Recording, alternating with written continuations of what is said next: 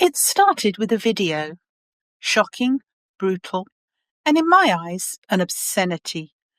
As a veterinary physiotherapist, I knew what I was seeing wasn't just harsh, it was unacceptable. So I recorded my reaction, and like so many in the equestrian world, I waited to see what would happen next. The public outcry was fierce. The governing body had to respond.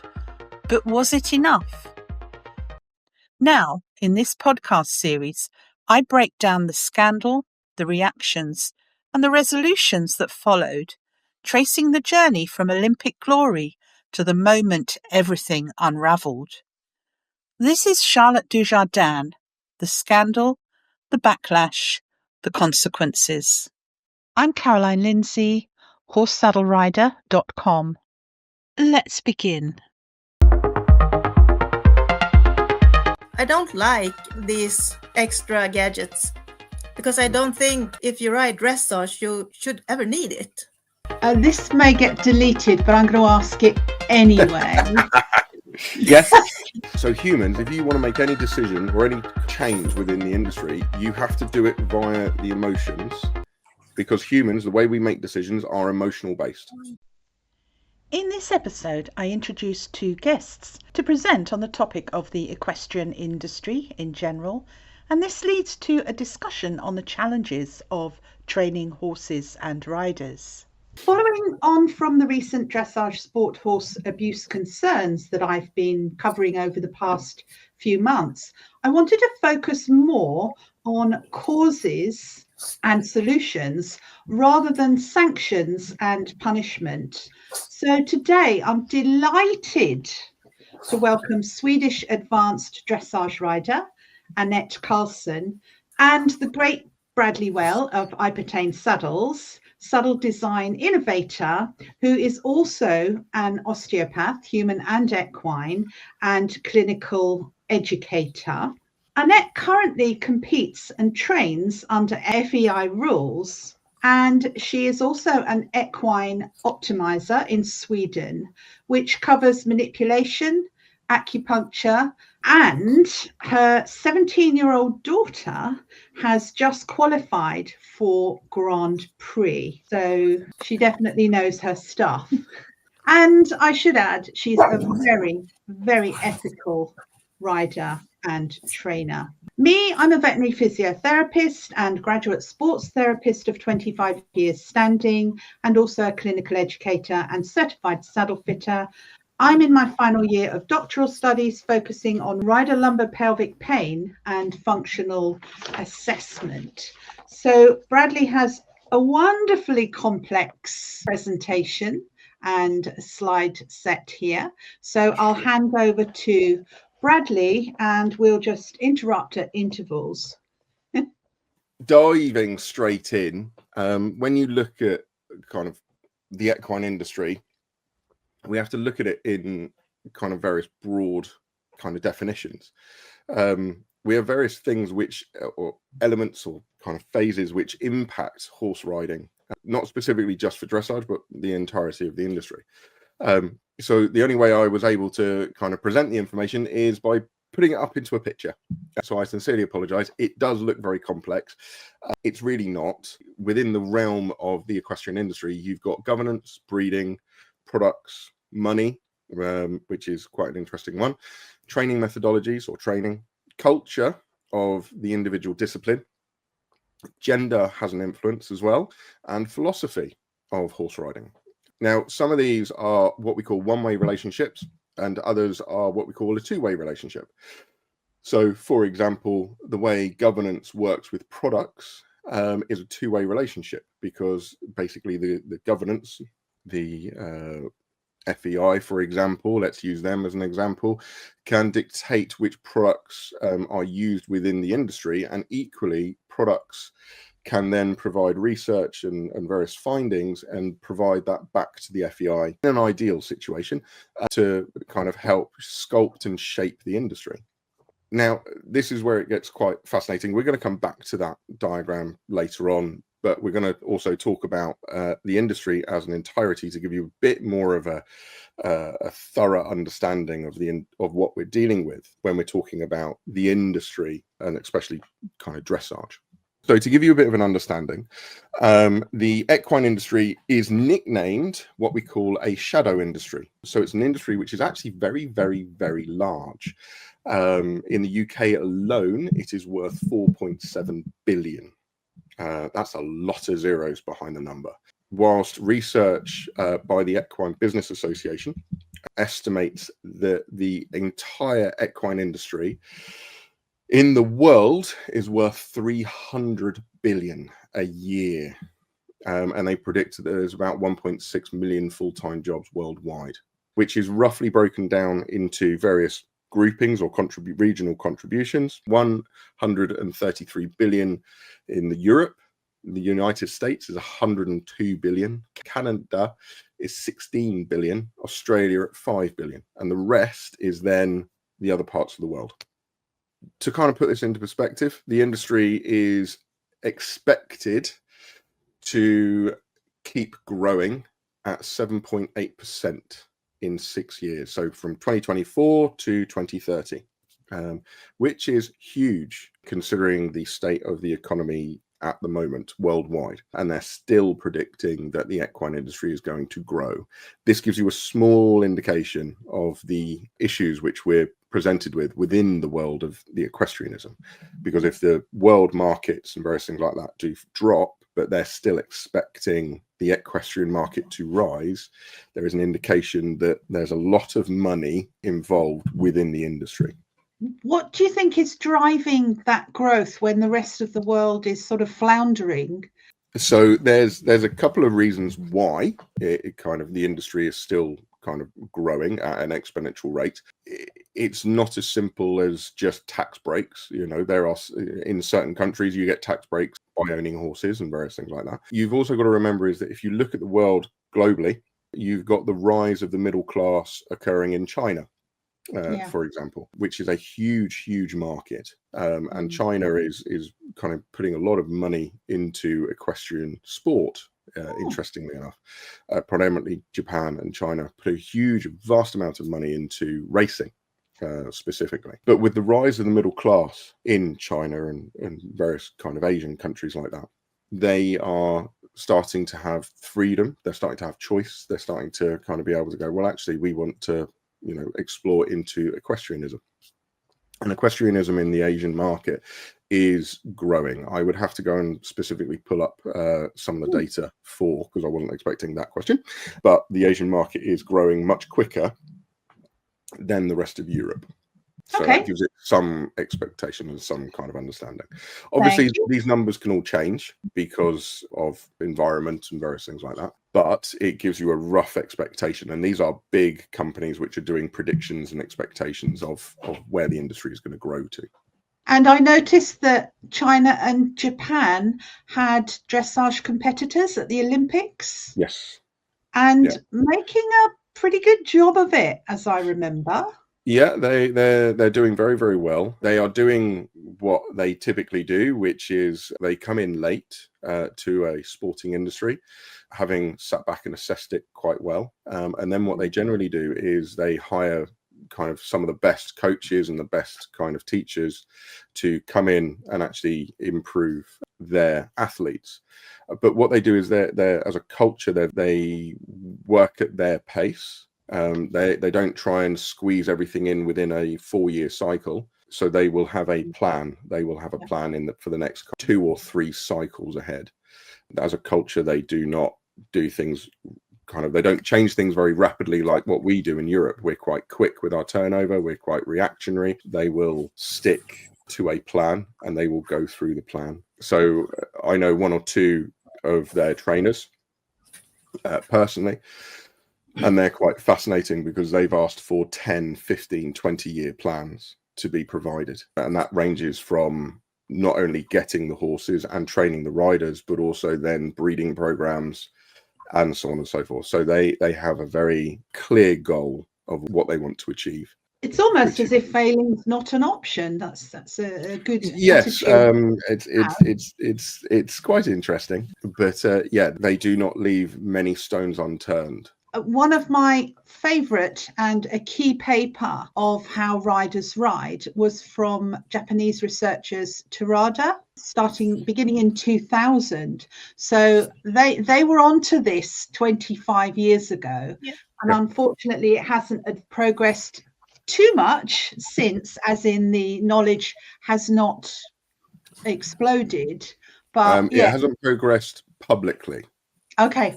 There's a big Okay, difference. You've also right. got to remember is that China and Japan, a lot of their programs are state funded. Okay. So any research, anything they do, they basically keep for themselves as the most polite way Yeah. possible.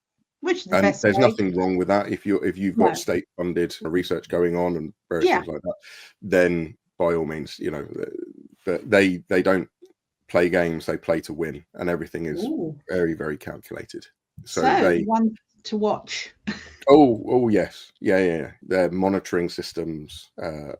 Maybe I should tell you, they monitor their horses in quite a very clever way. So they have kind of sensors within stables. They have sensory rugs to monitor kind of body temperatures and various things like that throughout the day, and all of that is in-house. At the moment, I know that they're just collecting information and kind of getting all the data in, and that's going to take a couple of years. But once they've got it all, they're recognizing that these horses are athletes, and also the riders are athletes, whereas we could be a little late to the party there. One of the pieces which they shared with me, which was really, really kind, was something as simple as, which I show later on, which was horses' core body temperature fluctuates throughout the day. Just like humans, core body temperature changes in the morning to the evening. And because of that, there is a peak time to train a horse to get the maximum amount of physiological benefit out of the horse. And also there's a peak time to train a horse in order to lose weight. And they're looking at gut microbiome. They're like all of these types of things they are looking at and considering totally different. Annette, bringing you in here, you work in a cold climate and there's not a lot of summer weather there. So how do you cope with producing your horses? I know your horses would be adapted to that, but are there any particular challenges that you have when you're training in a cold climate? It's a lot of challenges. The ground changes very much. It can be lots and lots of snow, ice, or like this super hard blue ice. So in every change, we need to adapt the horses. I think mostly the most difficult part is when it gets cold, before the snow comes, because the ground gets like concrete. It's super, super hard. Yeah. I'm very aware of the footing and how hard the impact is, because I think that can break them down pretty quickly if you're not careful. Okay. The ice doesn't present any problems. You need dubs, really good chewing and dubs on the hooves. Would I be correct in thinking there's an advantage because the horses don't get too hot? Or is it difficult to get them to a good working temperature? I'm just thinking of like people who run in cold weather rather than hot weather. I think maybe there's an advantage to riding in cold weather, but also the muscle gets cold quickly.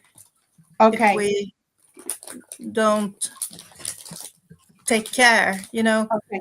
Riding, you just have a blanket on the hind end, and it's difficult to walk a lot, but we do that anyway. But just you can't keep them cold too long. Yeah. So yeah. So very much being aware of the climate and perhaps the time of day you work. Perhaps it's colder in the morning and in the evening. So maybe you have to choose your times, for example. So yes, so aspects like that can help to give. We usually ride evenings. Okay. We try to take care of the company in the daytime and ride in the evenings. And It can get a bit late sometimes, but the horses adapt. Yes. So if we're trying to change the industry, and this is my very simple version of trying to explain how we change the industry, because the change within the industry has to come from the human. It's not going to come from the horse. The human has to be the voice of the horse. So humans, if you want to make any decision or any kind of change within the industry, you have to do it via the emotions, because humans, the way we make decisions are emotional based. We always make a decision based on our emotions. We don't, and then we justify the logic. We're not a computer. We won't try and just go for the logic straight away. And yes, there are differences between men and women on how we kind of apply that logic. But generally speaking, especially within the equine industry, which is predominantly female orientated, any change or any kind of facility for change needs to be focused more on the emotional aspect and use and utilize emotional language and emotional belief systems of that individual, which will therefore then transfer into changing the industry as a whole. So we can't just present cold, hard facts to the industry.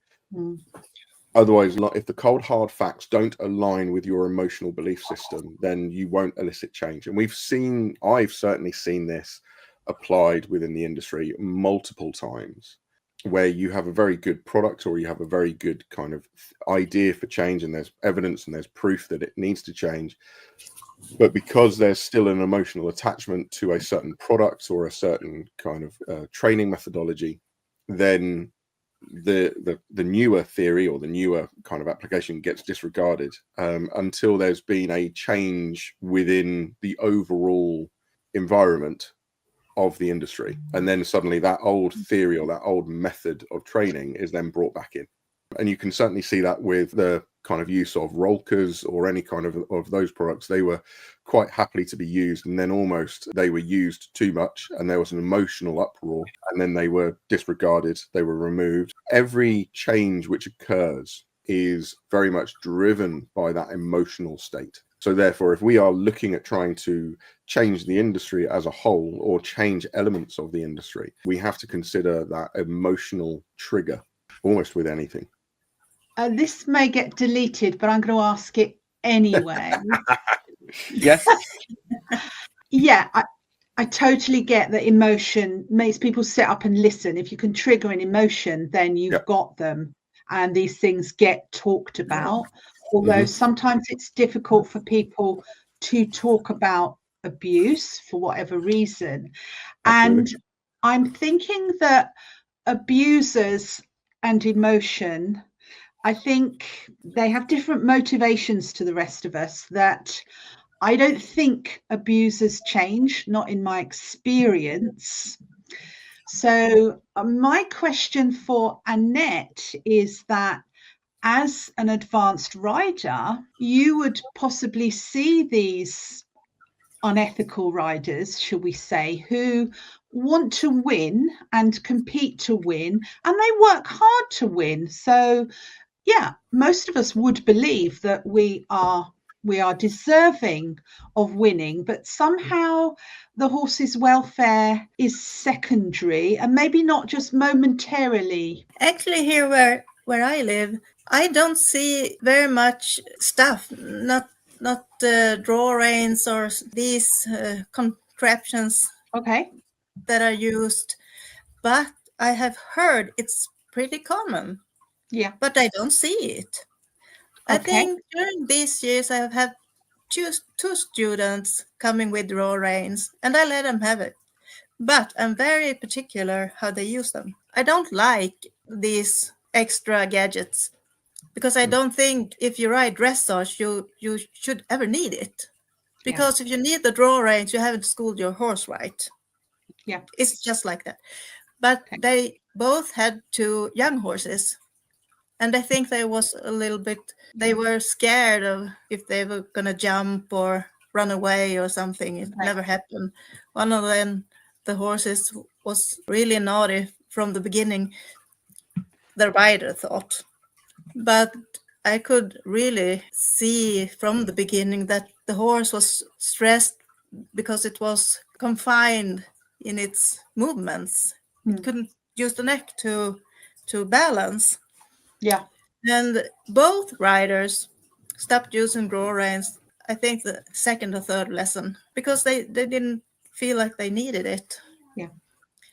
And about abuse, I don't think ever personally I've seen anyone be really bad to a horse. Okay. I've seen riders that don't understand how to school the horse, Okay. using the whip for this and that, not like just hitting and hitting and hitting, but in their inability to know what to do and how to get the reaction and why the horse reacts like it is. They use the whip to make the horse do something, and the horse doesn't understand. Okay. So then this is an issue of training, learning, education, and understanding. Are there a lot of riders who perhaps have horses that are too much for them, too advanced It for happens. them? It Yeah. happens. But in judging if the horse is abused, I think the common normal riding, you see many riders using much leg. They go with a hand like it's a pulling contest, seesawing and using spurs. To me, that's the worst kind because it's so Okay. common, and there's no reason to do that. Teach the horses to go for soft aids. It So takes longer, but it's better. in the UK, most dressage riders, they don't usually teach themselves. They have coaches. Yeah. So what you're saying is that this is a problem perhaps more at the lower end of the competitors, like the more novice, rather than the advanced. Is that what No, you're... I think all the way up to Grand Prix, what we see on TV. You see riders nagging and nagging and nagging with the spurs. It's horrible. I don't Okay. even understand how they can win. Okay. It's really Maybe bad. do they do less in the actual competition? They can certainly do less. Okay. But if you ride like that every day, Yeah. the horse won't go for soft days when you're competing. Yeah. You need to ride and teach the horse at home where it's calm. Then think about taking it out, understanding it's gonna go back in regression. Right. And then you're going to, in the new environment, that you step up the difficulty. So like if you have a puppy, for example, you teach it sit in the kitchen. Yeah. Then when that's confirmed, you take it out to the grass outside where it's calm, and sit is a whole different deal. When it can sit on the grass, maybe you can take it somewhere there's a few people, but you have to step it up slowly. People training horses doesn't understand this. They think if my horse can canter, make a good canter G part, it's going to do the same on competition. It's just, it just has to get used to the ring. And I think one of the biggest problems we have today with dressage is that people expect horses to be machines. You can't take a horse out to a competition area and think it won't react to anything. And the ones that say, we've seen riders that treat the horses bad at home, but there is a reason for why they act as they do. Because if you think about, we'll take the dog comparison again.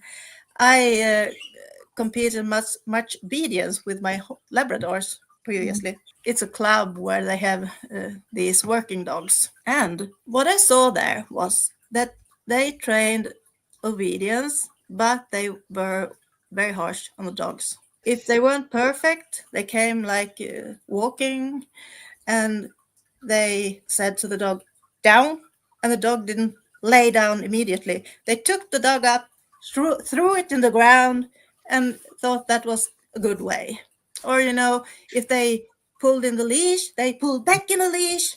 Wow. And I came there with my Labradors, and everybody was practically laughing at me. I won quite a lot because I I figured out pretty early that if I got mad, I had a tree. I can kick the tree if I needed to, because it's habituary. You get used to using these force and threats and Yeah. such things. Coercion. Yeah. Coercion, yeah, that takes present, and Right. and you need to use it. You can't just turn it off. If you train like that, it's like drinking alcohol. You need more. I mean, it's true. These dogs that are trained with these systems, they come into the court, competition court, and they look for anything but their owner or handler because they doesn't want to be there. Yeah. They look for anything to take their attention away. Yeah. And the dogs that are trained with positive reinforcement, the best thing they can get is their handler's attention. They really want to be there. They don't care about running around silly, running out of hand and such things. And the horses does the same. These horses that are extremely spooky, they don't do anything on the... I have a difficult horse. I know maybe someone thinks she is educated like that, but she's just very, very, very hot. But the thing is, we need to change the view on how we train our horses. Yeah. Because they are prey animals. They will react anyway. But the horse shouldn't come into the court and look for anything else to do. You shouldn't need strong aids if you taught the horse the right way. Some horses take longer, some shorter. Yeah. And I think, so obviously the shortcut is what many are looking for and think they can apply, but it really, it doesn't work in the long run, because the conditioning process as in physical conditioning, you can't make that any shorter at all. Yeah. But the other thing I wanted to say there was that you can't learn in a state of fear. So we all know that from going to school. Yes. That the brain space just isn't there for trying. You can't get an animal or a person or a child to try when there's fear. The ones that are trained with force, they try not to do anything. They are actively trying not to do anything. The ones that are trained with positive reinforcement try to help in any way they can. So it's a really big difference training-wise. So you've got some learned helplessness going on there. So where the dog might say, my thing to itself, well, I'm going to get punished almost whatever I do. Step outside the line and you'll get a pull or kick or whatever it is. That's really sad. And I'm sure it's not confined to your country. It's over here too. So given that emotion creates change, what should we be doing or suggesting for dressage riders, do you think, Annette? I mean, as you're a rider, what would work for your counterparts? It's a difficult question. Okay. But I think you have to be patient. Just give it time and break it down into small pieces. Everything is learnable. What decides if you're a good trainer or not is how small segments you can divide a behavior. The smaller, the easier to teach. And also you can teach it backwards linking. And then the horse or the dog, for that matter, knows what's going to happen after the difficult part. It already learned. Like if you have a puppy, you want to teach it to go up a stairs or down the stairs, and it's really, really scared about those stairs. If I'm going up the stairs, I will pick up my puppy and put it on the step just below the top step. It has one step to go up. When that is fluent, I take it to the second step or the third, and the puppy can go one step up. Oh, I know this. And that's applicable to horses too. So getting very creative with the teaching, which is it's an art in itself, isn't it? Because the way we learn dressage is very restrictive. It's like the things that are taught for all these years are not very many ways to teach the horse or the rider, Yeah. but it is. It's Yeah. endless. Yeah. You can use whatever you want, Yes. and also be really aware of how the horse learns. Some horses learn better to be shown what to do, Yeah. but some horses like to find the behavior themselves. But I think it's very important how we do it. Okay. Good. So that's something we could work on is, and I think personally, I don't know why we're not allowed to use a voice when we're Strange. competing. Yeah. So, but yeah, it's whatever it takes to get creative to help the horse to understand what's required. So There's some weird rules in dressage. Just like you can't have leg protection. Well, if I have a horse and it's coming like intermediate to Grand Prix, and I protect that horse to the teeth, but when I'm in the dressage ring, I can't have protection. That horse maybe it's not used to going without. It may not be even aware it's kicking itself. It's strange. I don't understand the reason for it. We'll come back to that. I think we have got plaque and something in the later in the presentation. To explain about education and training methodologies, a lot of education which is provided to the industry now, so a lot of the educators now are of a certain age bracket, generally from their kind of 40s and above. Yes. That means that their educational learning process is very much based from roughly the 1960s to the 1980s, where educational methodology of educator, position of authority, and student was, especially in the UK, quite domineering. Now that you now have those people who were educated in the 60s and 80s, or 60s to the 80s, are now in positions of authority, which means that the educational process will be repeated because they don't know any different. And in order to change their style of education takes a monumental effort. Now, think of the myriad of ways which kind of children learn. And how that has rapidly changed in the last 20 odd years. Now, we have a very... We teach in the riding schools also, kick harder. Exactly. We have very overtly structured, or I would argue, very militarized methodology of educating horses. And we certainly don't appreciate the individuality of the horse. And we don't appreciate the individuality of the rider. It's still a very dominating kind of put your hand here, follow my instruction. Yes, as you progress, you are given more leeway to explore and to challenge and to try new things. But the problem is that what we certainly know with children is that if you overtly dominate a young child in its educational process, and then you try and give them leeway later on in life in terms of their education, they don't know how to cope. They don't know what to do, and actually it's generally negative. Whilst actually, if you flip it round so that they have a lot of explorative play, a lot of expression and ability to kind of just try new things, and then you have more of a structure implemented later on in their educational process, children generally develop a lot better. And you can apply that methodology of learning, because it's called the comparative method in science, to horses and their development. That's where, as I say, you have a young horse, you kind of go, right, play, muck around, try this, try that.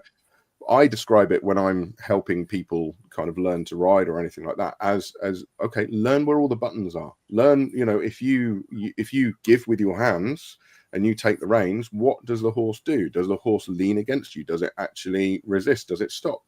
Because every horse interprets the same information differently based on its experiences, based on its life experiences beforehand. So the difficulty is when you're looking at the various ways which we train, and this is something which you're starting to see now is because we've had a transition of education occur with the younger generation. They're coming up through, and they're not abiding by the rules which were previously set by their mentors. They're actually kind of bucking the trend. They're trying new things. So we're going through a massive transition Yes. within the equine industry in terms of the education, because all of a sudden, for example, a lot of the techniques and methodologies of training, horsemanship, Pirelli, so on and so forth, all these other kind of training methodologies, they've existed for a long period of time beforehand, but in various different other guises. Yeah. But then all of a sudden, they're now starting to pick up speed, pick up pace, they're becoming normalized, so on and so forth. Why is that? And that is generally because the younger generation coming up through, because they were given play and they were allowed to explore and educate themselves, and it's a very different method. They're basically taking their educational experience and they're applying it to horses. So you're going to see, probably in the next kind of decade, maybe two, an exponential increase and change in social kind of expectations, in philosophy expectations, methodologies of training. Like, all of that is going to exponentially increase, and in the next 10 or 15, 20 odd years, because the young people, which are starting to kind of take over from the older generation who were more militarized and starting to leave, they're bringing in their own impetus, their own ideas, their own things. It's not so militarized now, but that's a historical thing. Horses were militarized because they were military equipment for so long. And I think there may be a danger that goes the other way, because I think with a horse that weighs that much, you are right. It is going to swing too far the other way, but in some regards, it has to. You still need restraint. You still need boundaries, which, most of us do like to know where we stand, and sort of right from wrong, yes, no. If anyone interprets the freedom of play as in the horse can and probably would walk all over you physically, then I think they need to learn how to play nicely. But I think about it as teaching the horse life hacks and life skills. Yeah. Oh yeah. That goes down to down to how we interact with horses. This is the problem which I have, is that in terms of the educational system, horses were never supposed to have their life organized by humans. They were supposed to live in herds. So in which case, they were never supposed to be dependent on the human to teach them back off and actually give me space. All of those types. That's not a human thing. That should be done by living in a herd. That should be done when the horse is in the herd, when it's relatively low in the hierarchy, just been born, so on and so forth. It learns its social skills. But the problem is now is that we breed horses. We then take them away from the mother much earlier than what they are supposed to do. A foal is supposed to be on the mum for about 18 months to 2 years. We generally take them away at 6 months. So, and then what we do is we isolate them. We put them in stables. And that's typical methodology. Putting them into herds, it teaches them those social skills so that, but we miss all of this. So what happens is, because we remove that social education, we then have to implement it. And the problem is that humans implement human social structure. Humans don't implement equine social structure. So we have to learn to do that. We have to learn it. We have to, and that's where sometimes equine social structure is counterintuitive to human social structure. We take far too much control. And it's a making of our own demise, basically. So, for example, we have horses. When we finish with a day, we think generally that when we turn off the lights and we leave them in the stable, that's when they go to sleep, because that's how humans work. And what we don't realize is actually horses are polyphasic sleepers, so they sleep multiple times in the day, and horses need to lay down to have what we call REM sleep. So hopefully not during the dressage test. Not during the dressage. But all of this, we implement a very human structure on our day to the horse. We force, because it's easier for us. The horse has to adapt to our rhythm of life. That doesn't work for the horse. Horses But learn. it doesn't work for the people either. Yeah. No, but Lots of them come to me for help. Yeah. Loading and leading. They come with a horse. They have a problem. They can't load, or they can't get up without anyone holding the horse and stuff. And it's just easy, small things. Yeah. Just teach the horse the small things, but then they skip parts. Yeah. If you ask a rider student or someone coming with a problem horse, and you ask them, but how did you teach the horse this? I don't really know. I forgot. We just did it. Well, that's not teaching. No. So, and I just most things are skipped. Yeah, I just quickly say that if I come across a difficult horse during therapy, which the owner has said, this horse is difficult, I'm not sure if it's in pain, then many times I'll say, especially if it's a younger horse and they don't know the history, I'll just say, look, get off, reback it, fill in all the gaps, and then decide.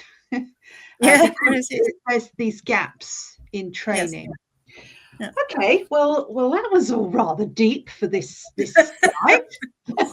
Well, we haven't even got into the fun stuff yet. I think it's intimately connected to the way people train them and how we expect the horses to appear on competition. Yeah, because lots of things are skipped. It gets too difficult. It gets trigger stacked because of those holes. One of the best ways to think about how education for the horse should be is almost like a pyramid. That's a massive oversimplification, but you've got to do your basics first. But your pyramid is only as strong as the foundation. But it's every block within the foundation. And if you miss a section, then you're absolutely right, as what you're saying, Annette, is that all of a sudden that pyramid then has a weak foundation and it will just it will start falling in. So you can't actually do the advanced stuff until you've actually got the real basics nailed in. And this is the problem is we have people who are trying to educate a young horse. And I would argue that they don't know enough about learning, full stop. And I mean in terms of methods of training. There's a big difference between, in my terminology, of training, which is physical training, and mental or educational training. Because physical training is actually relatively logical. It's kind of physiology. You know, what's the best time to train? What's the best nutrition? So on and so forth. That is fairly kind of nuts and bolts. It's kind of fairly logical. Yeah. The educational system is very, very different because that depends on personality. It also depends on methodology of training, you know, whether it's particularly kind of you're using tools or you're not, or time is also quite a factor as well. So all of a sudden you're sat there going, the people who are trying to educate a young horse do not know enough about the mental aspect of training or the emotional or the educational aspect of training and the different methods of training. Like I teach, I educate. So when I'm lecturing to students, I have to basically almost go, right, is this person a visual learner? Are they an auditory learner? Are they a tactile learner? You know, because I teach osteopathy, so I'm teaching people hands-on skills. So you're sat there going, okay, what's the best method of teaching this particular individual? It doesn't mean that I apply it to every student. You have to go through what's the best for that student.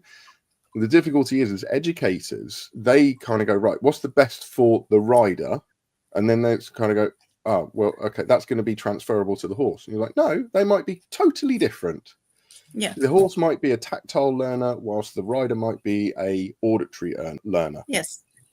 And that's where the expertise comes in of the educational aspect, because you've got to almost kind of go, right, that student, that rider needs this horse needs this. Yeah. How do I marry the two? How do I work with both of them? Because they may have very different requirements. Yeah.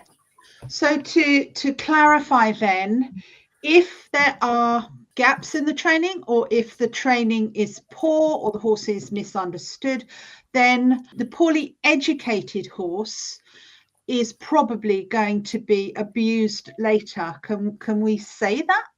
Not necessarily.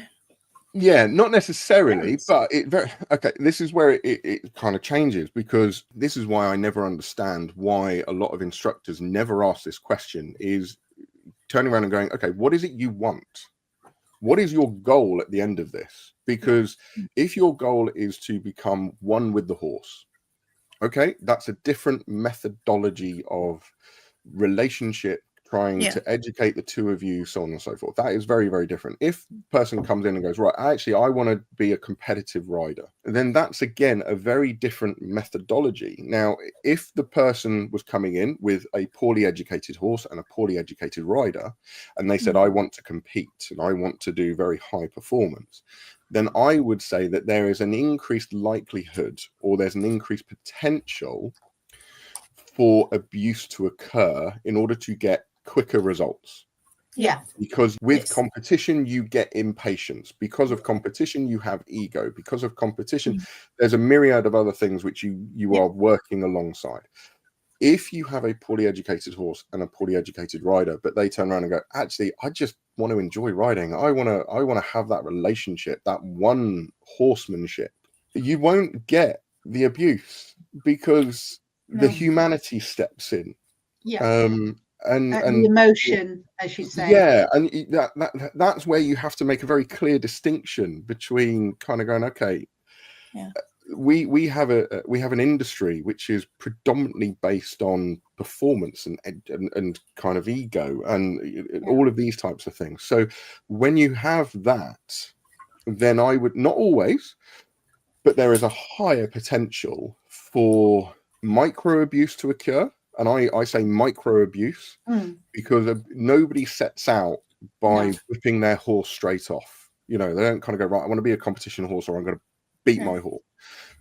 But it starts, you know, it's like anything. The road to evil is basically taken with a first step. It's not kind of you don't do one giant leap and you're there. So it starts with lots of little micro abuses, which we take for granted as an industry. There's lots of subtle things which we kind of turn a bit of a blind eye to. And they start off really, really, really small, such as, you know, the first time your rider, your coach, or you or anybody turns around and goes, oh, it's just being it's pardon my language, it's just being a pain in the bottom, or it's being a, you know, it's just, oh, just get on with it. And you hear that, and then it's kind of like, right, okay, dig your spurs in, or kick, or use the whip, or anything like that. We don't immediately sit back and go, okay, this horse is trying to tell me something. No. And then the next time round, it then may escalate. And that's where Annette was saying, is that those riders who ride quite hard, ultimately that means that you have to use harder and harder techniques or tools or various things like that in order to get the same result, because horses become numb, just like humans. If you have abuse, like as a human, you become numb to that abuse. You know, I think there is a category that's slightly dangerous, that's not competition based, and that's riders that comes and tells the trainer they want to compete, and the trainer, we calculate and plan for our students to evolve in the best way, and it takes some figuring out, but the student doesn't want to compete. They want to ride sometimes, and when they come to the training sessions, they haven't even trained at all at home. And they haven't done the homework. They can get to a fairly high frustration level, and that frustration level is dangerous. So absolutely, 100% agree. You almost have these kind of danger zones, these kind of categories, and you're absolutely right. That is probably just because they weren't honest. Yeah, absolutely, and that's what I mean, is that is probably the most dangerous section to be in, because there's no honesty, and they're kind of going, I did the hard work, I've done the homework, and you as a trainer, you're sat back going, I can't believe that you've done the hard work, because I'm not actually seeing the result. Like why is this taking so much longer than what it should do? And you get frustrated, and then because people get frustrated, they get angry. This is why horse riding is so beautiful, but it's also so difficult, is that it is reflectionary. The horse does not lie. It is a very beautiful sport where you quite literally, it is a mirror.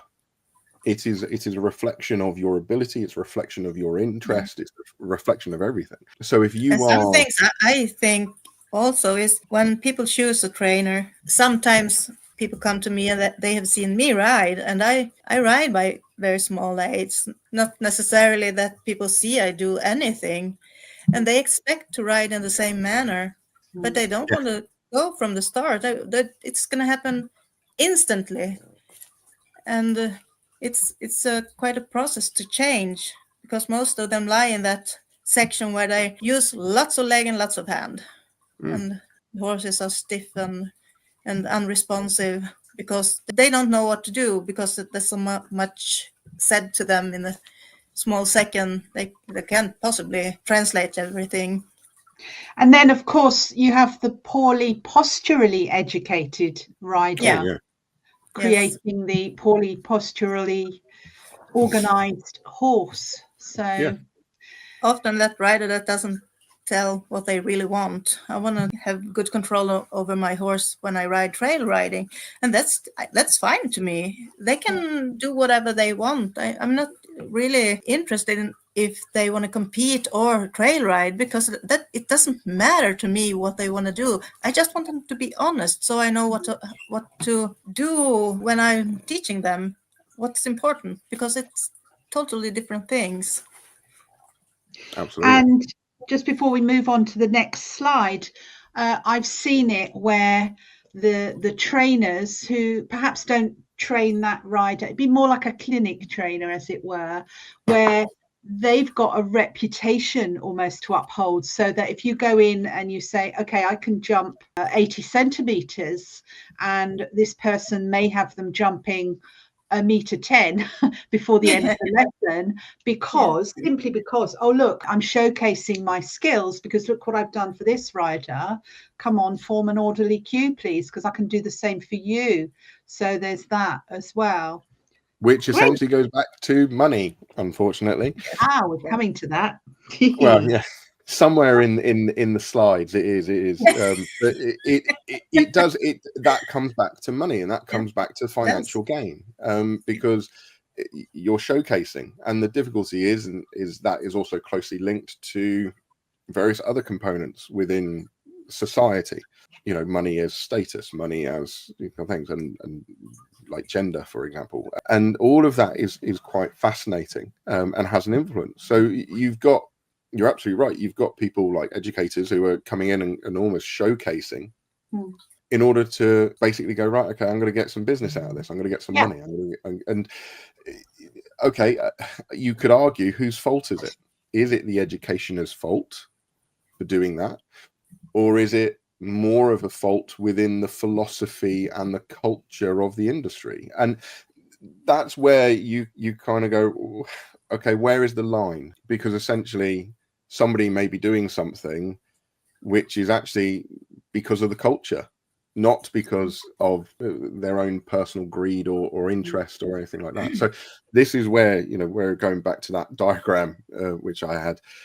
All of these links are really important to understand, these kind of cross links. And as I say, this is not a simplistic overview. It is highly, highly, highly complex.